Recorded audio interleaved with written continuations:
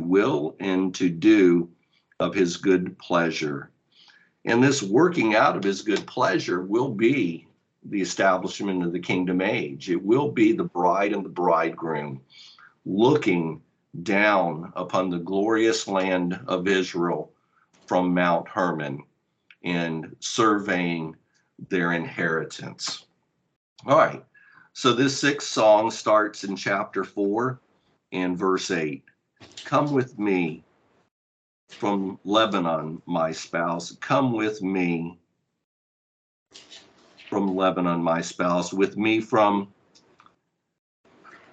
I've read the same line 3 times. Come with me from Lebanon, my spouse. With me from Lebanon. Look to the top of Amana, from the top of Shinir and Hermon, from the lion's den, from the mountains of the leopards. So the bride and the groom are going to stand then, as this particular song says, Christ and his bride, the saints, upon Lebanon, and survey all of the land of Israel. Now, it's a significant statement because Lebanon, as we know, means whiteness. All right? Its root word, lebab, means the heart. And I think this is an interesting thing to think about. Sometimes a Hebrew word, when we trace it back to its root, it's just so marvelous how the language works. So while Lebanon means whiteness, and we associate that with righteousness, lebab means the heart. And we see that at this point in time that the heart will be completely focused on righteousness. The bride and the groom together will be concerned completely upon fulfilling the words of righteousness as they look down from Mount Hermon. Deuteronomy 3:25, this is said, I pray thee, let me go over and see the good land that is beyond Jordan, that goodly mountain and Lebanon. Well, these were the words of Moses, and of course, we know that he was not able to do this, but we look at this particular verse because it helps us to establish that the bride and the groom then standing upon, the mountains of Lebanon, Amana, Shinir, and Hermon, will be a beautiful sight. It was something so beautiful that Moses wanted to be able to view. All right, Psalm 72 in verse 16. There shall be a handful of corn in the earth upon the top of the mountains. The fruit thereof shall shake like Lebanon, and they of the city shall flourish like grass of the earth. All right. So once again, we see how Lebanon is once again connected in these mountains with the glorious hope of the kingdom. This is a territory that was included in the land grants, but unfortunately under Joshua, the tribes never took hold of this area. But under Christ and the saints, under the groom and the bride, they will possess it. And then we look at Psalm 92:12, which I'm going to refer to a couple of times in this talk. We'll try to read it just this one time, though.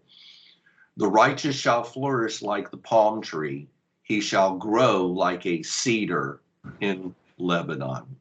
So certainly a wonderful position to view the land from the mountains of Lebanon. It's associated with the glorious kingdom age. It's associated because it's such an elevated point to view the land from. So in verse 8, Christ is speaking here prophetically, and from verse 8 through 15, all of these words are going to be that of the groom speaking. It is said, come with me, my spouse. All right. So we know that the marriage has taken place. Come with me, my spouse. The word for spouse here, the Hebrew word kala, comes from a root which means to make complete, to make perfect. All right. To make complete or to make perfect. In the vernacular of the day, many happy couples will always speak of their spouse in such a affectionate term as that This person completes me.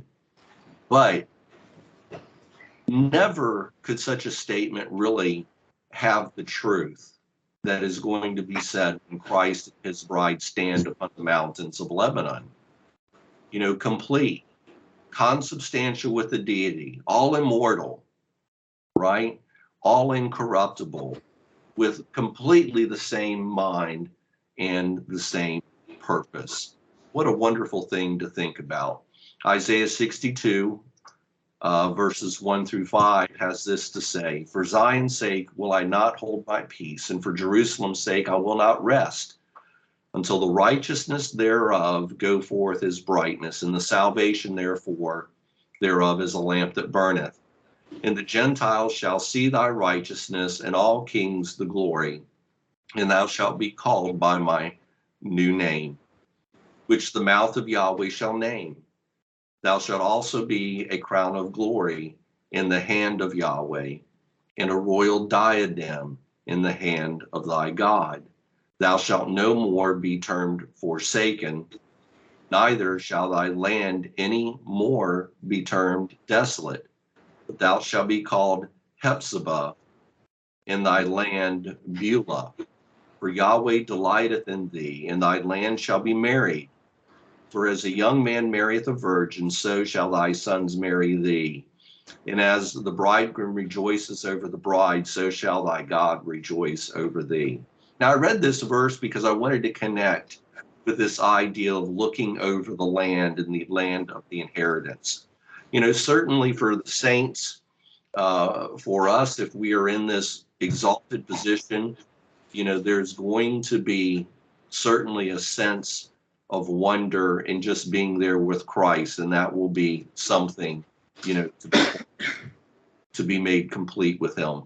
But then to look and view this glorious land that has been desolate throughout ages, right, now also be married unto the Lord will be certainly something to behold. All right. In this verse, we have 3 mountaintops that are mentioned here. Okay. And I'm not going to necessarily read the verses associated with them because some of them we know very well, but just want to go through briefly the 3 mountaintops that are referenced here in verse 8. The first is Amana.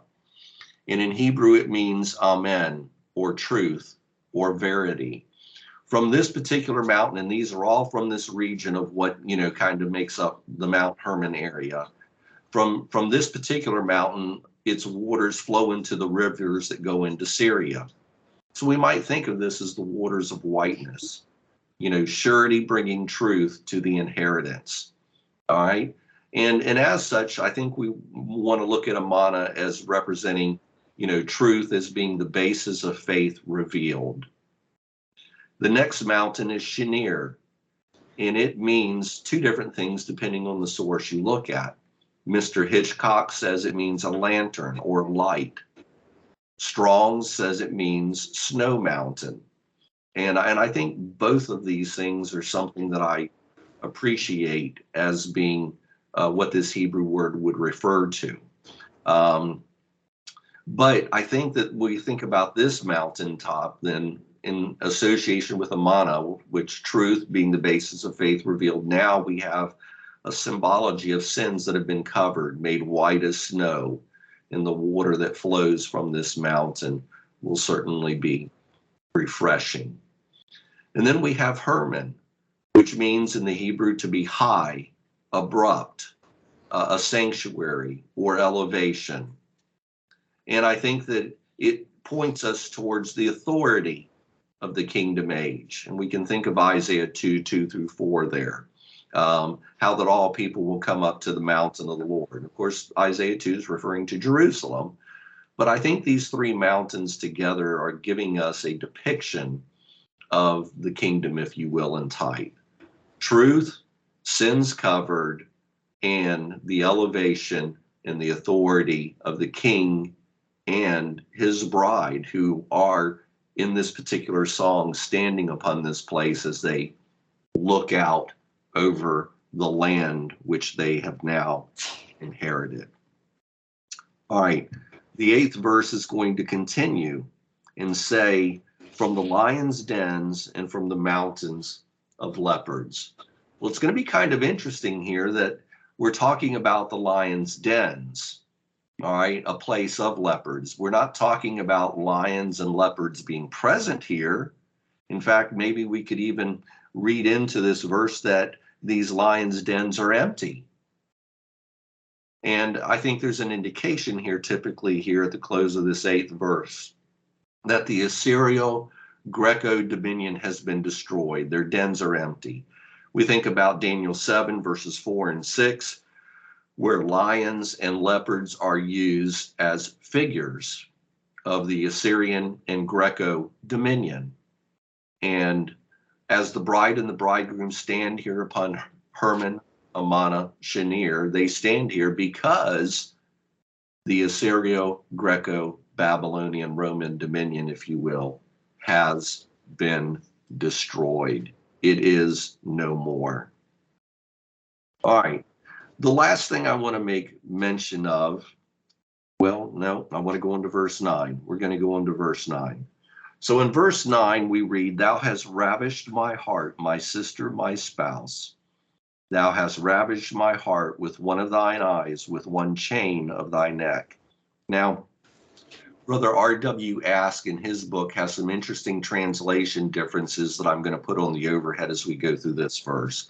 And I think some of them are very appropriate. They're very good. But let's start with just talking about the fact that Christ here prophetically through this song says, "My sister, my spouse." All right. And we often speak of here in this day and age of our sister wives. And it's because we recognize a great truth here that the groom and the bride have a common parentage, right? We think about what is said in Galatians 4, Jerusalem, which is above, which is free, is the mother of us all, right? We all have one father, Yahweh. We all have one mother, Jerusalem, which is above, the Abrahamic covenant. So antitypically here, we are seeing that the bride and the bridegroom are of the same family, all right? And that's spiritually important because it points us to the fact that we are all of God. We're of the Abrahamic covenant. We are the antitypical Adam and Eve at this point, with Christ being the antitypical second Adam, and with the saints upon Mount Hermon being the antitypical second Eve. In 1 Corinthians 15, verse 45, we read, "And so it is written, the first man, Adam, was made a living soul. The last Adam was made a quickening spirit." And here we have Christ being referred to as the last Adam. And we know Paul refers to the bride and uses the idea of Eve as well in 2 Corinthians 11, verses 2 and 3. I put 1 through 3 on the overhead, but I'm only going to read 2 and 3. "For I am jealous over you with godly jealousy, for I have espoused you to one husband, that I may present you as a chaste virgin to Christ. But I fear lest by any means as the serpent beguiled Eve through subtlety, so your mind should be corrupted from the simplicity that is in Christ." Well, I've used the third verse here, that just as Paul had referred to Christ as the second Adam, he's referring to the ecclesia, if you will, and comparing to Eve as well. So we can call her the last Eve, if you will, borrowing that terminology. We continue in our discussions in verse 9, "Thou hast ravished my heart." And here's where Brother Ask has some different translations here that I think are of value to the verse here. Brother Ask has, "Thou hast ravished my heart, my sister, my spouse, with a glance of thine eyes and one charming turn of thy neck." So rather than thinking of the chain of the neck, it's the turn of the neck. And let's try to explain why I think this is probably correct here. All right, let's start with the glance of thine eyes. All right, He values the character of the bride. All right. Her eyes are a window to her character. She values God's righteousness. And so when he sees the glance of her eyes, he is looking at a reflection of himself. And there's so much that we're going to look at in this particular song that we really have already talked about in Song of Solomon. So we're going to see some repeating themes that should be easy for us to pick up on. But in chapter 1 and in verse 15, we already saw an allusion to this. Really, behold, thou art fair, my love. Behold, thou art fair, thou hast dove's eyes. And remember, those eyes of the dove are a reflection of the groom as well. In chapter 5, in verse 12, we read, his eyes are as the eyes of doves by the rivers of waters, washed in milk and fitly set. So with one glance of her eye, and I think for those of us who are adults, maybe we realize some of you young people are not in a position maybe where you have experienced the type of love that is being referred to here. We understand that idea of a glance of an eye, how it can affect the heart. And when we think of our own experiences, isn't it marvelous to consider, if you will, that the glance of our loved one's eye that we see now really doesn't compare, even though it's affectionate to us and it's fulfilling to us now, it doesn't compare to what will be with Christ in the ecclesia, when both eyes are reflecting the view of righteousness, harmless as a dove, right? But reflecting righteousness. And of course, the second phrase, with one charming turn of thy neck. Her neck is towards him. It doesn't turn back and turn away from him.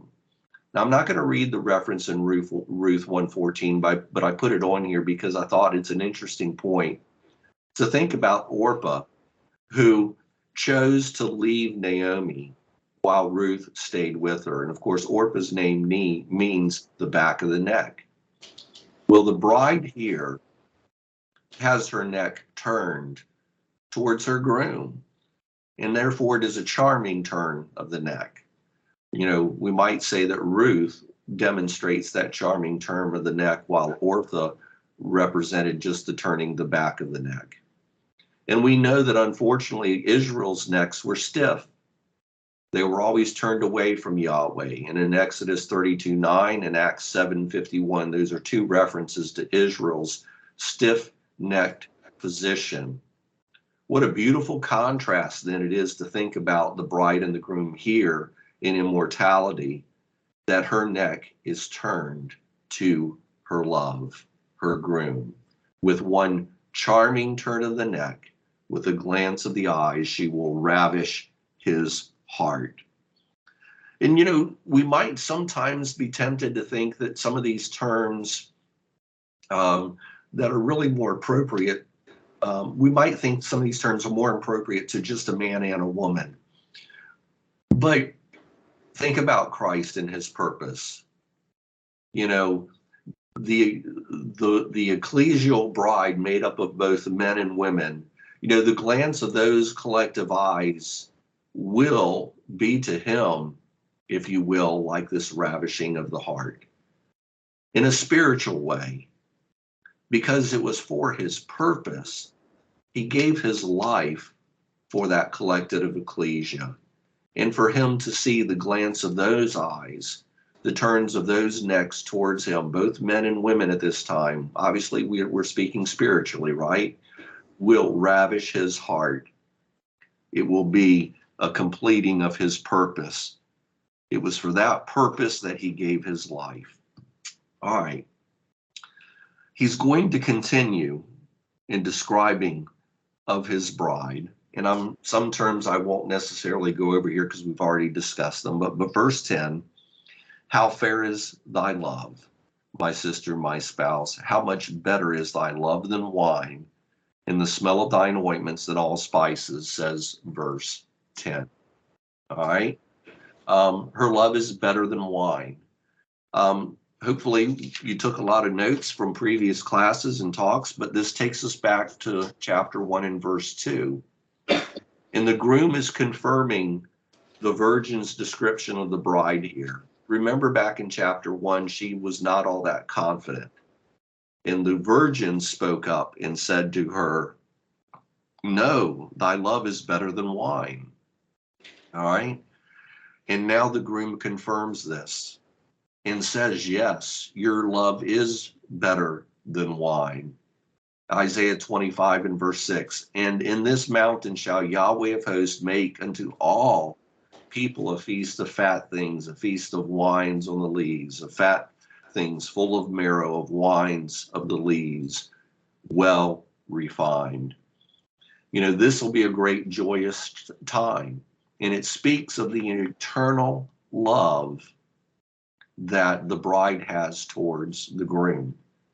You know, remember, wine has in it compounds, chemical substance that prevent corruption in it. All right, that's how wine can last so long. Its chemical makeup prevents corruption. Her love will be without corruption. It will be eternal towards her groom. And now the groom recognizes it and says, thy love is better than wine. And the second thing he says in the verse to us is the smell of thine ointments, which I've put Brother Ask's translation on the overhead. The smell of thy perfumes is beyond all spices. So once again, we have the groom confirming what the virgins said of the bride in the first chapter. Remember in verse 3, they spoke up to her while she viewed herself as black, as touched by the sun and burned by its rays. In that third verse, they said, because of the savor of thy good ointments, thy name is an ointment poured forth. Therefore do the virgins love thee. And now the groom speaks to that very concept. It's all of these things have become a wonderful reality now. The groom confirms the virgin's refrain of the bride, and all of these things exist now in perfection. Where the bride in chapter 1 may have recognized her flaws, now as she stands upon, the mountains of Lebanon with her groom, there are no flaws. They have been done away. She is complete. Proverbs 27 and verse 9 says this, ointment and perfume rejoice the heart. So doth the sweetness of a man's friend by hearty counsel. How much more will this be a sweetness unto Christ, but to see his bride? Philippians chapter 4 and verse 18. But I have all and abound, I am full, having received of Epaphroditus the things which were sent from you, an odor of a sweet smell, a sacrifice acceptable, well-pleasing to God. Well, this is Paul writing to the Philippians, speaking of their works being a sweet smell, a sweet perfume beyond all spices. When the bride exists in immortality and incorruptibility, we can see how much more beautiful that aroma will be unto Christ. All right, let's move on to the next verse, verse 11. He says, thy lips, O my spouse, drop as the honeycomb. Honey and milk are under thy tongue, and the smell of thy garments is like the smell of Lebanon. All right. Her lips drop as the honeycomb. This verse is expressing to us the quality of her speech. What comes forth out of her mouth is a reflection of the truth, because we know that honey is a symbol of words of righteousness. All right, let's look at Proverbs 16:24. Pleasant words are as a honeycomb, sweetness to the soul, and health to the bones. I like that verse. Um, think about Hebrews 4:12 and maybe kind of tie it in here. Remember how the word is quick and powerful and sharper than any two-edged sword. And what does it pierce into? Even the dividing asunder of the joints and the marrow. When the word is really absorbed, it gets into, and it right now in flesh and in mortality exposes everything about us, right? To the joints and the marrow. It gets to the things that are innermost in our hearts. And then it changes it. And that's what we are all working on now. We are working at using that word of the honeycomb to change what is in those joints in the marrow, that down into our deepest, most inner thoughts. And now we have a bride who speaks words that are so sweet. They're sweet to the soul and health to the bones, because all of that has been made perfect. All right. Proverbs 24:13 and 14. My son, eat thou honey, because it is good, and the honeycomb, which is sweetness to thy taste. So shall the knowledge of thy wisdom be unto thy soul. When thou hast found it, then there shall be a reward, and thy expectation shall not be cut off. And then Psalm 19 and verse 10, more to be desired are they than gold, yea, than much fine gold, sweeter also than honey and the honeycomb. The bride's lips drop as the honeycomb. Beautiful lips that will speak beautiful words that will be so pleasing to him who gave his life for them. All right. It is said that honey and milk are under thy tongue in verse 11. Well, I think this little mixture is really kind of interesting to think about. All right. I'm not going to read the verses on the overhead. You might want to write them down and look at them a bit later. But it's interesting that many people have recognized that milk and honey can be a cure for illness. All right. When one might be ill, they might have warm milk and honey to feel better. Honey and milk then being under her tongue, we would suggest, is a sign that she is cured of all the illnesses of the flesh. Sin is no more.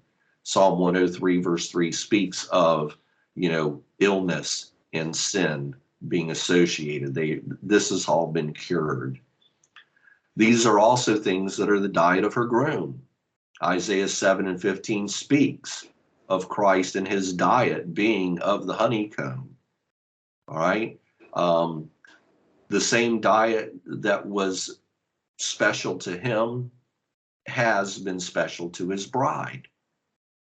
And then also, she is, if you will, by having honey and milk under her tongue, I think there is an allusion to the fact that she is an inheritance unto him along with the land. Remember the promise in Deuteronomy 6:3 that Israel was going to be given a land flowing with milk and honey? Well, here Christ has been given a bride that has milk and honey under her tongue. She is an inheritance, and then they together from these mountains on Hermon, Armana, Shinir are looking upon the inheritance of the land together. All right. The 11th verse also says, the smell of thy garments is like the smell of Lebanon. Well, this is somewhat similar to what we just discussed in, verse 10 as well, but it's still very important. The smell of thy garments is like Lebanon. All right. Righteousness affecting her every being. I'm not going to go back to Psalm 92:12 again. We just read it earlier. But remember, we have there that the righteous, will be associated and grow like the cedars of Lebanon. And we have this wonderful smell of thy garments like Lebanon being associated with her. Revelation 19 and 8, she's clothed in fine linen, right? Fine linen. And that linen is a symbol of righteousness. The cedars of Lebanon and the symbol of Revelation 19:8 are really speaking of the same thing then. She is standing before him, and he is pleased with everything that he sees, that he smells, that he can touch and taste. All right, verses 12 through 15, really interesting. And there's a lot of things contained in here that we've already talked about, and I'm not going to spend as much time as we could. So hopefully you'll be able to go back through a lot of your previous notes that you might have from other studies or, other talks that I gave and kind of combine all these things together. But verse 12 says, "A garden enclosed is my sister, my spouse, a spring shut up, a fountain sealed." And then we're going to go on to see a depiction of several plants and spices discussed as well. Well, let's just start here for a brief moment with the phrase, a garden enclosed. All right. Brother Ask translates this as a garden locked. All right. Or he makes reference to the translations that refer to the ideal as a garden locked. So here we have for us a symbol of her faithfulness, both before and after the marriage. Proverbs 5:15-18, which I've got on the screen there, I think is appropriate. "Drink waters out of thine own cisterns and running waters out of thine own well. Let thy fountains be dispersed abroad, in rivers of waters in the streets. Let them be only thine own, and not strangers with thee. Let thy fountain be blessed, and rejoice with the wife of thy youth." Well, I think that proverb is really beautiful there because it connects this idea of the waters of this particular garden with the wife of thy youth. This bride, as they stand together, groom and bride, upon the mountains of Lebanon, has been faithful, and she is perfectly faithful at that particular point in time as they view the land together. She is a garden enclosed. All right. Now, verses 13 through 14 list 9 particular plants and spices that describe this garden enclosed. And many of these things we've talked about in other chapters, so I'm not going to go through them directly. But what I do want us to consider is how these 9 fragrances might answer to the fruits of the Spirit. In Galatians chapter 5, verses 22 through 23, we have the fruits of the Spirit listed there. And I'm going to go ahead and read those. "But the fruit of the Spirit is love, joy, peace, long-suffering, gentleness, goodness, faith, meekness, temperance. Against such there is no law." Well, the suggestion that we have before us that in these fragrances, in these plants of the garden enclosed, of these spices that are mentioned, that we have the fruits of the Spirit represented for us. The bride is all of these things completely manifested in perfection. There are the pomegranates. You might go back to chapter 4, verse 3, and look at whatever notes you might have there. The Hebrew word rimmon here means upright. And we've seen the pomegranates are a symbol of Christ's offering. It's with its red juice and its white center and its seeds there. And we would say it relates then to the fruit of the Spirit of love. The bride is the object of his love and manifest now his love in completion. The second of the fragrances is camphor. We could go back to chapter 1 and verse 14 and the henna flower that we talked about there. The Hebrew word kopher, referring to the camphor, also has the idea of to cover. All right. And that Hebrew word is a word kopher that we relate very often to the atonement in the Old Testament. We think about resurrection and baptism together, and we think about looking forward to immortality and joy. She is now a symbol of the fruit of the Spirit and camphor in joy and perfection. Next is spikenard. We talked about it in chapter 1 and verse 12. The Hebrew word nard means to glisten, all right, to glisten, to shine. When something glistens and shines and is beautiful, we think peace. And she is that manifestation of peace. Next is the saffron, an orange yellow flower, which Brother Mansfield says is a description of the bride's glory. The Hebrew word here is karkam, all right? The note that I've put on there on the screen that says Mount Sinai is just kind of an interesting thing that I kind of want to connect here. To me, it's interesting that karkam is the Hebrew word for saffron here. And Sister Faith, who has been involved in a lot of digs in southern Israel, has become convinced that Mount Karkam is the true place of Mount Sinai. And there's a book that she just did a foreword for that was just recently released in the last couple of years about this. Well, was Sinai an example of long suffering? Certainly so. And the bride here is a beautiful depiction of one who has been long suffering and long waited for redemption, has been kind and considerate with those of her fellows and her fellow virgins, and she now stands before her groom as this depiction of long suffering. Calamus is next. The Hebrew kana means to be erect. It's a sweet cane that is used in sacrifices. And the next fruit of the Spirit would be gentleness, and we would suggest that it relates to this calamus here. Cinnamon, the Hebrew word cinnamon. I don't know that if it sounds similar. I don't know how to pronounce the word correctly in Hebrew, but once again is a word that refers to being upright. And it's interesting that this spice is obtained from the inner bark. So we would have to cut the bark off of the tree, and we'd have to obtain it from the inner bark.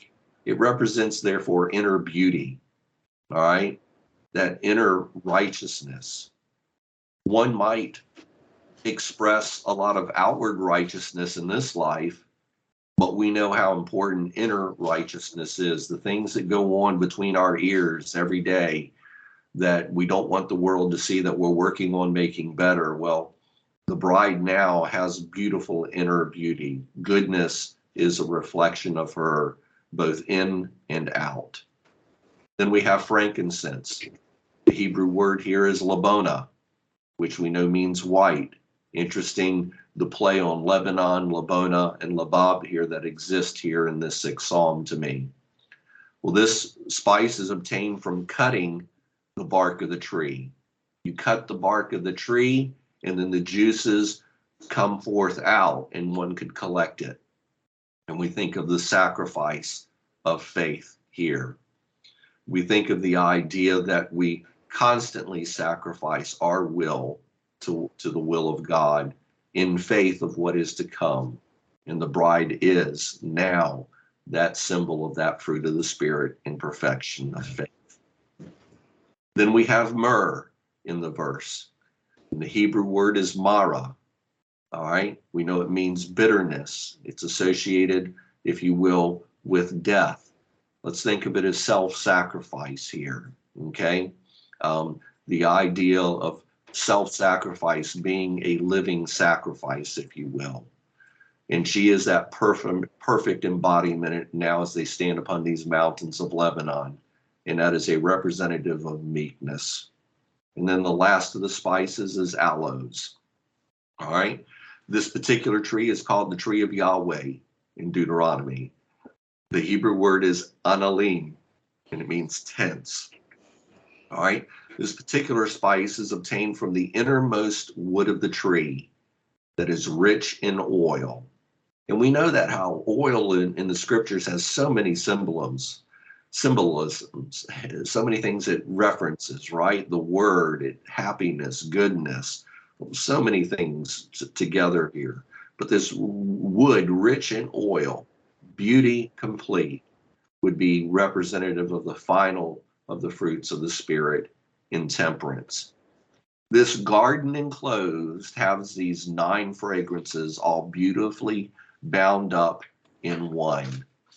And as an exhortation to us, I think it reminds us, if we want to associate Galatians 5 then with these fragrances and spices, of how much work we must constantly put in to manifesting these things and living them, so that they are just not things that exist outward in us, but they exist inward in us. They become a part of who we are, so that we might perfectly be able to manifest these things, being made immortal and being a part of this glorious bride. All right. We didn't talk a lot about verse 12 and the spring shut up and the fountain sealed, but verse 15 kind of takes us back to these particular ideas. In verse 15, a fountain of gardens, a well of living waters, and streams from Lebanon. All right. So now we have some things to consider about this fountain of gardens enclosed, a garden fountain. All right. We might then suggest to you that when we think of everything that has been said about the bride here in verses 12 through 15, that she has been able to be one who has not only been fed with the living waters and the fountains of gardens, but she is able to be one that feeds as well. Isaiah 32:2, and a man shall be as an hiding place from the wind, and a covert from the tempest, as rivers of water in a dry place, as the shadow of a great rock in a weary land. She's also described here as living waters, a well of living waters. And I would suggest to you that this represents one who is born of the Spirit, has been made immortal, one who is consubstantial with the deity. John 7:38 comes to mind here. And this is a verse that I think sometimes we misunderstand. But I think when you read it in context, Jesus is actually speaking of one who is born of the Spirit. He's not speaking of something that would happen when the Holy Spirit would be in possession. He that believeth on me, as the scripture saith, out of his belly shall flow rivers of living water. I think there is, in this chapter 7 of John 38, there is this allusion to what will be in the kingdom age. And here the bride is described as one who is that garden enclosed, and in that garden enclosed is this well of living waters. They are flowing out of the center of the garden, if you will. All right. Or as John 7:38 here has, out of the belly comes forth the living waters. All right. We also have described in the 15th verse that she is then like the streams from Lebanon. As they're standing then upon Amana, all right, as they're standing upon Hermon and Shinir, and this is a mountain that is sometimes covered with snow most of the year. I don't know if it's all year round. I'm not sure about that. But as that snow melts, we have these beautiful waters that would go forth to water the land. This idea of cleansing that comes forth. Jeremiah 18 verses 13 through 15, I think, is a good reference here. Therefore, thus saith Yahweh, ask ye now among the heathen, who hath heard such things? The Virgin of Israel hath done a very horrible thing. Will a man leave the snow of Lebanon, which cometh from the rock of the field? Or shall the cold flowing waters that come from another place be forsaken? Because my people hath forgotten me, they have burned incense to vanity, and they have caused them to stumble in their ways from the ancient past. to walk in paths in a way not cast up. Well, now we're seeing the opposite of this, aren't we? We're seeing, whereas in times past Israel, natural Israel failed, we're seeing spiritual Israel in this bride, where these wonderful waters of Lebanon have not been forsaken. And also, she becomes a source as that garden, that source of well of living waters for others. A beautiful symbol, I think, that comes forth here. All right. I'm not going to read Psalm 104:16 and Psalm 92:12. Psalm 92:12 we've already referenced twice. But now I do want to go on to, well, if I'm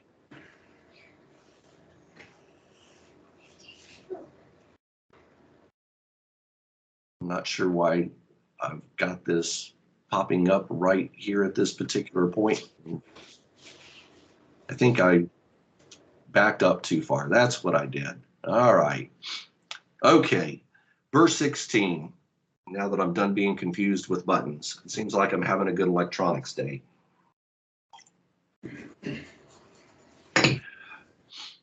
Verse 16 is now going to be the voice of the bride. Okay, verses 8 through 15 was the groom speaking, but now the bride speaks up. And she says, and think about this now, they're standing upon the mountains of Lebanon, and I would think they are gazing south over the land of Israel. And she says, awake, O north wind, and come thou south. Blow upon my garden, that the spices thereof may flow out. Let my beloved come into his garden and eat his pleasant fruits. All right. She wants the refreshing breezes to come forth over these mountains that they are standing on, to blow down into the land of Israel and waft all of the sweet fragrances and spices throughout the land. There is a great work that is ahead for both of them, and that is to transform the land, to take these 9 spices that have been perfected in the bride and have them flow down from this north wind to the south over all the land and remake it. There's a great work that lies ahead of them. And in this case, I would suggest to you that the north wind flowing south is a pleasant thing. The winds of war have been replaced with the refreshing breezes of Yahweh. Just kind of 3 references, and I'm borrowing them somewhat out of context in some case here, but I think just to help make the point. Genesis 3:8, and they heard the voice of Yahweh Elohim walking in the garden in the cool of the day. And some translations will have that as in the cool breeze of the day. And Adam and his wife hid themselves from the presence of Yahweh Elohim among the trees of the garden. Now, we're borrowing that verse a little bit out of context, but I don't think I'm stretching it horribly so, because now we're going to see a reversal of what happened in the beginning with Adam and Eve, and it's all going to be reversed and changed. Now, where we're going to see the cool of the day or the breeze of the day, Yahweh Elohim walking in the garden, there's going to be joy and not the sin that we have here in Genesis 3:8. But that pleasant breeze will waft into the land. All right, Acts 3:19. Repent ye therefore and be converted, that your sins may be blotted out when the times of refreshing shall come from the presence of Yahweh. All right, the times of refreshing, I'm trying to help us think of these refreshing winds that come here, as the winds will blow from the north through the south in Israel, and there will be this transformation that takes forth over the land. And then Job 37 in verse 17. How thy garments are warm when he quieteth the earth by the south wind. Well, Job's speaking of an opposite direction here, but I think it's that same idea. We're going to have flowing then from the mountains of Lebanon this quiet wind, warm and comforting, that will flow through the land, blow all of her 9 fragrant spices over the land and transform it. The sixth song finishes in the first verse of chapter 5. I am come into my garden, my sister, my spouse. I have gathered my myrrh with my spices. I have eaten my honeycomb with my honey. I have drunken my wine with my milk. Eat, O friends, drink, yea, drink abundantly, O beloved. Well, this is the groom speaking in this particular verse. We've changed from the bride speaking in the last verse to this groom verse being that of the groom. And he says several marvelous things here. He says, I am come into my garden. Well, I think notice the difference where here he says, now I've come into my garden, whereas before he spoke of the bride as a garden enclosed, but now he's actually walking into a garden.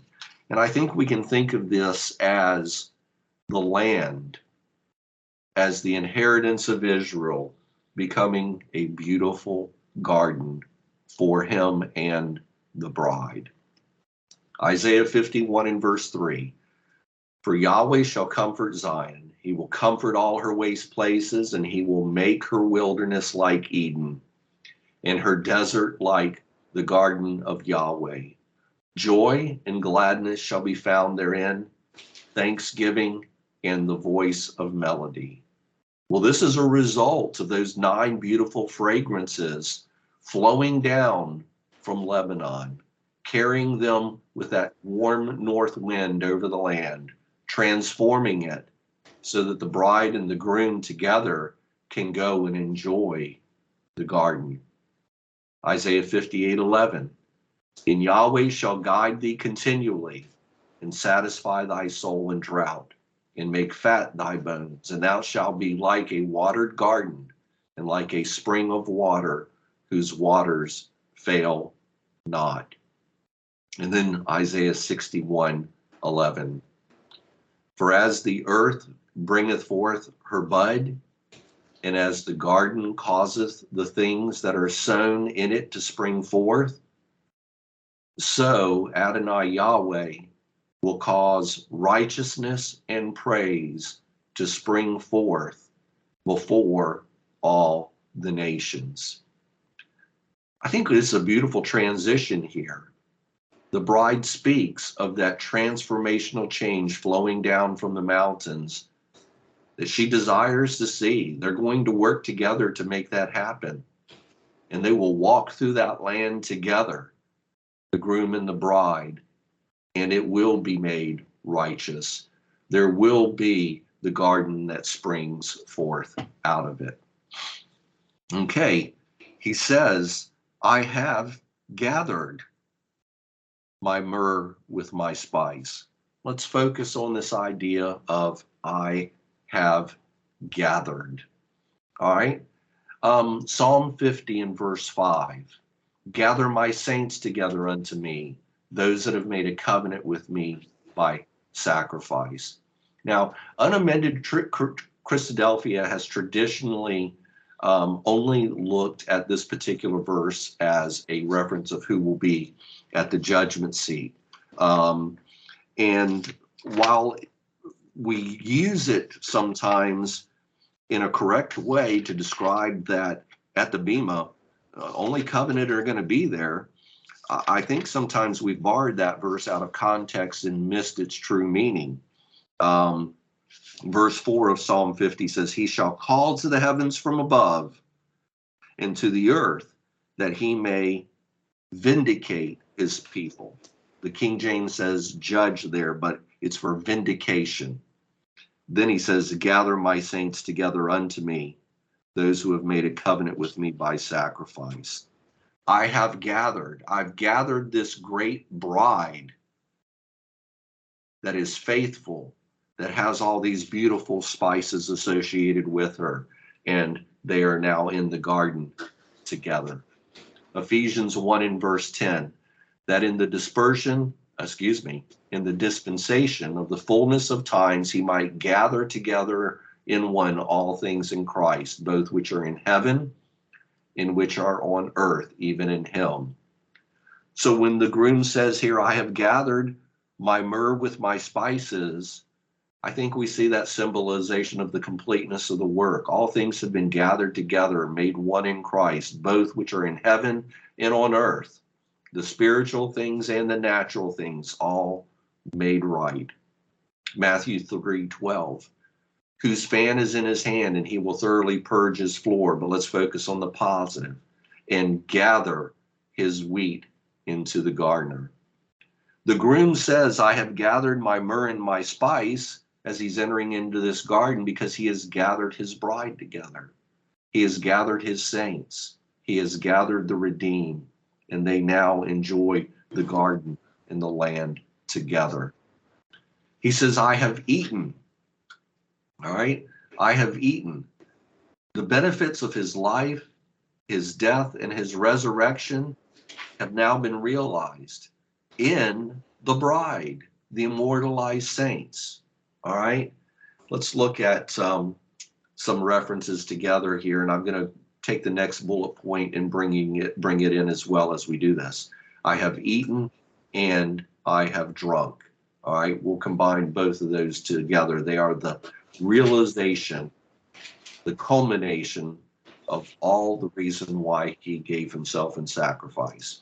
All right, Isaiah 7:15, butter and honey shall he eat, that he may know to refuse the evil and choose the good. He shall see the travail of his soul and shall be satisfied. By his knowledge shall my righteous servants justify many, for he shall bear their iniquities. All of these things are a result of the truth that lived in him, and now he will eat of that joy in the kingdom age. He will take part in that garden. He saw the travail of his soul in his sacrifice. He looked forward to the justifying of many, and it has now come to pass. Isaiah 55:1. We often read this verse at baptisms, but I think if you read the entirety of the chapter together and get the context is pointing us to the kingdom age. Ho, everyone that thirsteth, come ye to the waters, and he that hath no money, come ye, buy and eat. Yea, come, buy wine and milk without money and without price. While the first step may indeed be baptism, this is speaking into the finality of things. Wine and milk are both under the tongue of the bride and dispersed throughout the land as her sweet fragrances flow through it. And our final thought, and I almost thought of just transitioning into the memorials here right at this point, because I'm going to try to review some of this. He says, finally, at the end of this song, O friends, drink, yea, drink abundantly, O beloved. This sixth song concludes with this just simple, wonderful phrase that points to the glorious consummation of what we all hope to take part of. Or that sentence was probably filled with more words. I hope that came out right. We all want to be in that kingdom. We all want to drink. We all want to eat with him. We want to be of that beloved, those friends.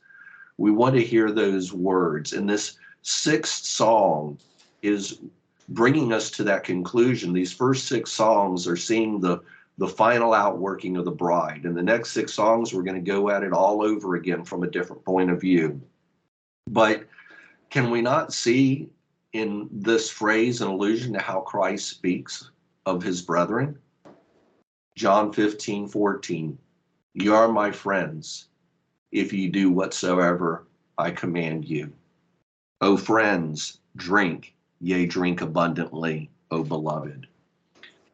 Psalm 22, verse 26, which is part of his psalm of sacrifice.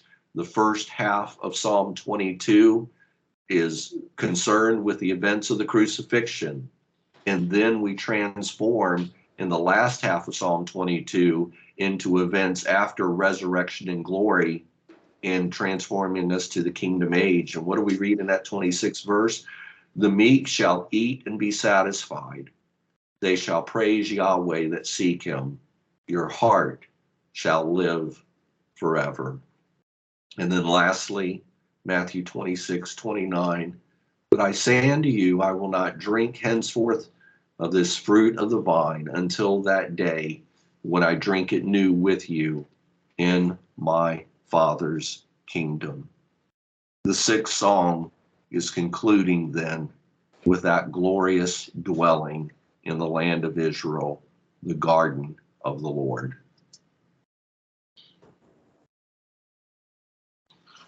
All right, we want to transition into